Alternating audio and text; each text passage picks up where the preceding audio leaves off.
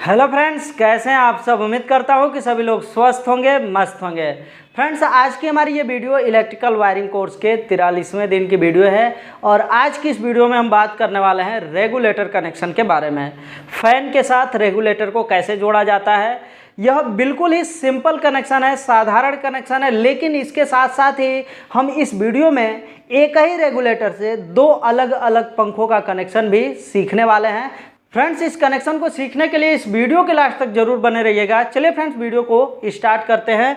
यहाँ पर सबसे पहले हम सीखेंगे कि एक पंखा है, चाहे वह किसी भी तरह का पंखा हो, स्टैंड वाला पंखा हो, चाहे वो ऊपर वाला पंखा हो, किसी भी पंखे के साथ आप रेगुलेटर लगा सकते हैं। सबसे पहले तो ये जानिए कि रेगुलेटर करता क्या है। तो रेगुलेटर में दो तार होते हैं, जैसे कि इस तरीके से आप देखेंगे, दो पॉइंट होगा इसमें।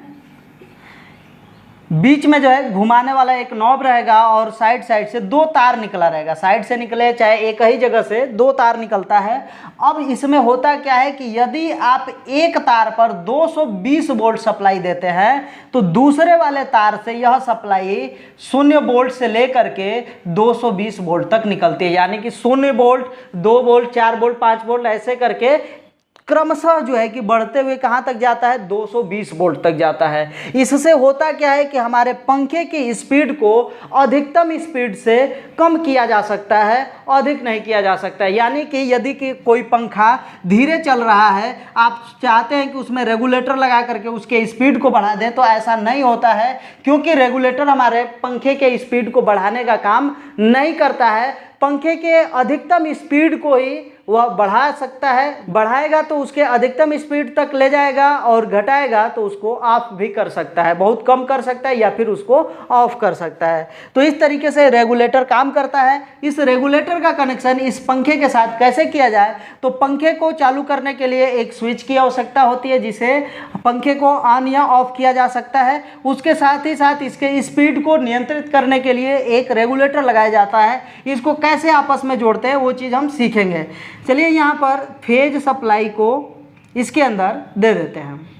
इस स्विच के अंदर दे दिया गया। स्विच से फेज सप्लाई को बाहर निकाला जाएगा और यह सप्लाई जो है हमारे रेगुलेटर में जो दो तार निकले रहते हैं या दो पॉइंट है, उन दोनों में से किसी एक पर यहाँ से लेकर के यहाँ पर जोड़ दिया जाता है। यानी कि स्विच से जो धारा सप्लाई निकलेगी उसको रेगुलेटर के अंदर दे दिया जाएगा और रेगुलेटर से जो सप्लाई निकलती है पुनः हम पंखे के पास ले जा करके जोड़ देंगे।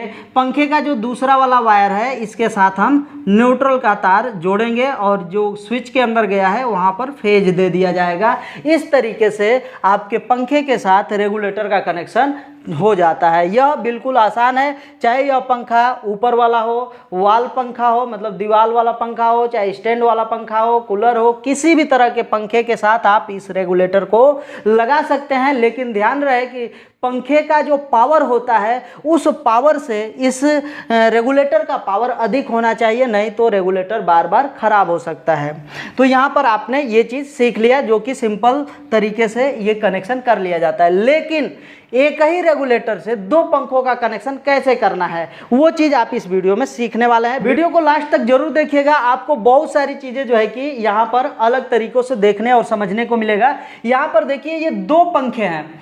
इन दोनों पंखों का कनेक्शन ऐसे करना है कि यदि हम इस स्विच को ऑन करके इस पंखे का स्पीड कम या ज़्यादा करना चाहें तो इस रेगुलेटर से इसको हम नियंत्रित कर सकें।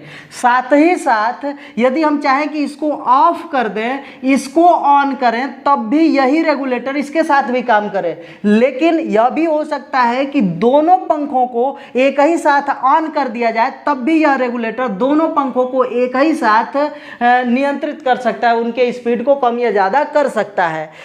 अब यह कनेक्शन किस जगह पर करना चाहिए, तो आज के समय में आपको पता है कि मॉड्यूलर बोर्ड का ज़माना है। मॉड्यूलर बोर्ड में एक फिक्स साइज होता है, उसके अंदर फिक्स ही तरीके से आपका स्विच लगाया जा सकते हैं या सॉकेट लगाया जा सकता है। यदि उस स्विच बोर्ड के अंदर रेगुलेटर लगाने का ऑप्शन नहीं है, मतलब कि एक ही रेगुलेटर लगाने का ऑप्शन है और आपके पंखे की संख्या 2 है तो वहाँ पर एक ही रेगुलेटर लगाइए और उसी रेगुलेटर से इन दोनों का कनेक्शन आप आसानी से कर सकते हैं।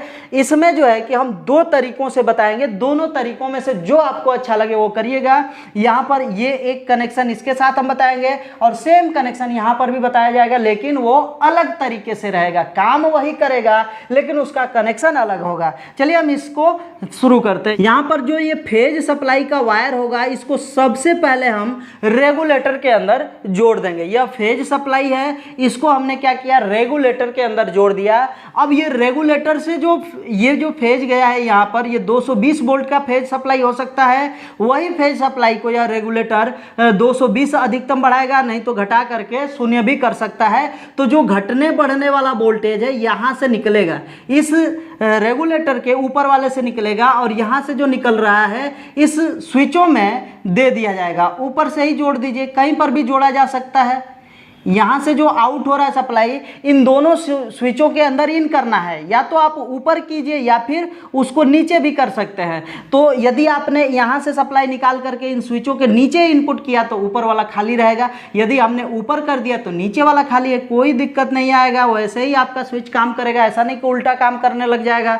यहाँ से जो आउट हो रहा है एक पंखे को दे दिया जाए और यहाँ से जो आउट हो रहा है इस दूसरे वाले पंखे को फेज सप्लाई दे दिया जाए। अब यहाँ से जो 2 तार बच रहा है इन दोनों को आपस में जोड़ करके इधर हम न्यूट्रल सप्लाई को जोड़ सकते हैं। तो इस तरीके से एक कनेक्शन कंप्लीट हो गया। कैसे ये काम करेगा, जैसे मान लेते हैं इस स्विच को ऑन कीजिएगा, रेगुलेटर को ऑन करेंगे तो इधर से जो सप्लाई निकल के इधर भी आएगा, इधर भी आएगा। इस स्विच को ऑन कीजिएगा तो वो जो घटने बढ़ने वाली सप्लाई है वो इस पंखे के पास जाएगा, जिससे पंखे का स्पीड घटे बढ़ेगा। या फिर आप इस स्विच को ऑफ कर देते हैं तो इस स्विच के साथ ऑन करके इधर भी पंखे को घटा या बढ़ा सकते हैं, या फिर आप दोनों को ऑन कर दीजिए तो एक ही साथ पंखा जो है कि आपका घटेगा और एक ही साथ बढ़ेगा। ऐसा जो है कि कनेक्शन आप कर सकते हैं। जहां पर बोर्ड के अंदर स्विच को लगाने या रेगुलेटर को लगाने की जगह नहीं रहती है वहां पर ऐसा कनेक्शन किया जा सकता है। उसके बाद हम इस दूसरे वाले कनेक्शन को दूसरे तरीकों से करेंगे। कैसे किया जाएगा,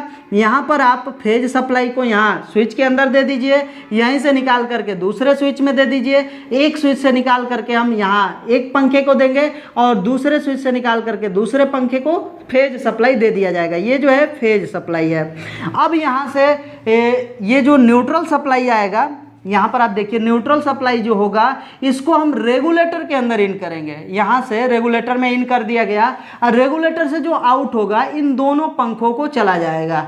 जो न्यूट्रल सप्लाई है इन दोनों पंखों को चला जाएगा, जिससे पंखे का स्पीड जो है कि कम या ज़्यादा होता रहेगा। दोनों जो है कि कनेक्शन सेम ही है, मतलब कनेक्शन अलग अलग है, कार्य दोनों का एक ही होगा। ठीक है, जैसा ये काम करेगा वैसा ही ये कार्य करेगा। यदि आप प्रैक्टिकल करना चाहते हैं तो खुद जो है कि घर पर इस चीज़ का प्रैक्टिकल सावधानी पूर्वक कर सकते हैं। फ्रेंड्स, हमें उम्मीद है कि इस सारी चीज़ें जो है कि रेगुलेटर से संबंधित जो कनेक्शन है वो सारी चीज़ें आपको समझ में आ गई होगी। यदि आपका कोई सवाल रह गया इस वीडियो के देखने के बाद तो आप इस वीडियो के नीचे कमेंट बॉक्स में अपना सवाल पूछ लीजिएगा। चलिए फ्रेंड्स, आज के लिए बस इतना ही। मिलते हैं नेक्स्ट वीडियो में नेक्स्ट टॉपिक के साथ। तब तक के लिए जय हिंद, वंदे मातरम।